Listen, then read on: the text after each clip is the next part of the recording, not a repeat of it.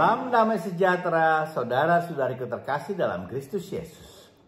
Minggu lalu kita sudah bahas tema pertemuan pertama APP 2024, yaitu Gerakan Pertobatan Hati. Maka pada kesempatan yang indah ini, kita akan coba membahas tema yang kedua, yaitu pertobatan yang membawa berkat. Seperti kita sudah dengar pada minggu lalu, kalau dalam masa puasa ini, kita semua diajak untuk dapat mewartakan kerajaan Allah melalui tindakan nyata kita di dalam hidup sehari-hari, di dalam masyarakat di sekeliling kita. Dan kita semua juga diajak untuk berjuang untuk melaksanakannya sesuai dengan arah dasar Keuskupan Agung Jakarta tentang solidaritas dan subsidiaritas.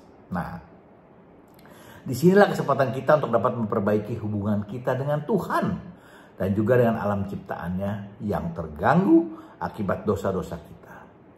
Kadang kita manusia cenderung lupa dengan pribadi kita sebagai makhluk sosial. Sehingga tanpa sadar kita malah memberi ruang yang lebih kepada ego kita. Padahal kita diharapkan untuk dapat memahami prinsip solidaritas, di mana semua orang atau pribadi membutuhkan orang atau pribadi lainnya. Maka dapatlah dikatakan kalau setiap pribadi bertanggung jawab terhadap perkembangan pribadinya sendiri dan juga pribadi sesamanya. Semua ini agar tercipta suasana persaudaraan yang manusiawi. Pada pertemuan kedua ini, bacaan kitab suci diambil dari 2 Samuel 12 ayat 1-13. Nah, seperti minggu lalu ya, mohon bacaan kitab sucinya kita baca sendiri aja dari kitab kita masing-masing. Nah, dari 2 Samuel 12 ayat 1-13 ini kalau kita perhatikan, Nabi Nathan diutus oleh Tuhan untuk menegur Daud. Kita semua tahu siapa Daud. Dia adalah seorang raja kedua Israel. Seorang raja yang hebat. Jadi tentunya bisa dibayangkan ya, betapa sulitnya tugas ini. Tentunya pekerjaan yang dengan resiko yang sangat tinggi.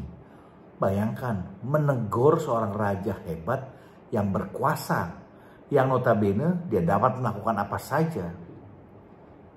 Nabi Nathan datang dengan cara menyindir Daud, tapi dengan cara yang tepat untuk Daud, yaitu melalui perumpamaan orang kaya yang semena-mena. Dia punya segalanya, namun berlaku tidak adil dengan mengambil milik orang sederhana dan yang mana miliknya itu tentunya sangat dia kasihi. Di sini kita lihat betapa Tuhan sangat menyayangi umatnya. Dalam hal ini Daud tentunya. Tuhan mau menyadarkan dan mengajak Daud untuk bertobat dari dosa-dosanya dengan mengirim Nabi Nathan. Kalau kita perhatikan dalam 2 Samuel 11 ayat 1-27 ini, ada beberapa hal yang dapat kita catat. Pertama, dosa dari Daud adalah malas. Dikatakan saat orang-orangnya berperang, karena dikatakan pada zaman, dikatakan itu adalah zaman raja-raja berperang. Dan Daud juga setelah mengirim Yoab, panglimanya beserta anak buahnya berperang. Sementara dia sebagai raja yang harusnya memimpin paling depan, dia tinggal sendirian di Yerusalem. Bahkan dikatakan juga Daud baru bangun dari tempat pembaringannya di waktu petang. Kemudian dia jalan-jalan di sotoh istananya sehingga melihat perempuan cantik mandi. Sehingga melakukan dosa yang kedua, yaitu perzinahan. Ya sebenarnya kalau Daud mau berteguh hati setelah melihatnya, dia tidak melanjutkan dengan memanggil Batseba, istri Uria itu datang ke istana. Maka dosa perzinahan pun dapat terhindari. Namun Daud memanggilnya dan tidur dengan Batseba. Sehingga Batseba pun menjadi hamil yang membuat Daud menjadi panik. Sebenarnya di sini Daud sudah sadar kalau dia sudah berbuat dosa, sudah bersalah. Namun bukannya Daud bertobat, tapi dia malah berusaha menutupi dosanya dengan dosa yang lain, yaitu dosa yang ketiga, berbohong. Daud memanggil Uria untuk menghampiri istrinya. Daud berusaha agar Uria kembali ke rumah dan meniduri istrinya. Sehingga mungkin Uria tidak sadar kalau itu bukan anaknya. Tapi karena Uria pribadi yang solider, dia tidak kembali kepada istrinya, melainkan dia tidur depan istana Daud bersama orang yang disuruh Daud. Setelah rencana kebohongan atau penipuan Daud ini gagal, maka Daud pun merencanakan dosa selanjutnya. Daud merencanakan dosa yang keempat, yaitu sombong. Dia merasa seperti Tuhan. Dia merasa berhak terhadap hidup orang lain. Dia merasa berhak untuk mencabut hidup orang. Dengan menulis surat kepada panglimanya Yoab untuk menempatkan Uria di barisan yang paling depan pada pertempuran yang paling hebat. Dan kemudian menarik mundur pasukannya sehingga Uria terjebak dan mati. Sehingga ada dosa yang kelima, yaitu membunuh. Bahkan setelah Uria mati, Daud ambil Batsheba menjadi istrinya. Terjadilah dosa yang keenam, serakah. Kalau diperhatikan rangkaian ini, sungguh suatu rencana yang kejam. Dan hal yang dilakukan Daud ini adalah jahat di mata Tuhan. Kita semua tahu kalau Roma 6 ayat 23 mengatakan upah dosa adalah maut. Sehingga Nathan juga menyampaikan kepada Daud, kalau Daud tidak bertobat, maka malapetaka sudah di ambang pintu. Beruntunglah Daud sadar, bertobat, dan berkata, aku sudah berdosa kepada Tuhan. Yang mana pertobatan Daud ini memberikan keselamatan kepada Daud. Meskipun konsekuensinya tetap ada, yaitu anaknya mati. Saya teringat pada Matius 16 ayat 18 sampai dengan 19.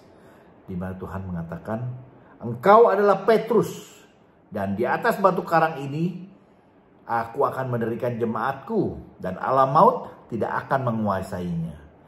Dan kepadamu akan kuberikan kunci kerajaan surga. Apa yang kau ikat di dunia ini akan terikat di surga. Apa yang kau lepaskan di dunia ini akan terlepas juga di surga. Jadi kalau kita lihat ayat ini, sepertinya melalui Petruslah, melalui institusi gereja yang telah diserahi kepada Petruslah, termasuk kita semua. Jadi kita juga diajak untuk membantu orang-orang di sekitar kita untuk dapat melakukan pertobatan. Karena ingat, kunci kerajaan surga adalah pertobatan. Dengan melakukan pertobatan, maka pintu kerajaan surga pun akan kembali terbuka. Yang perlu kita ingat dalam melakukan pertobatan, tentunya kita juga perlu berefleksi mengenali dosa-dosa yang pernah kita lakukan. Terlebih dosa-dosa favorit kita.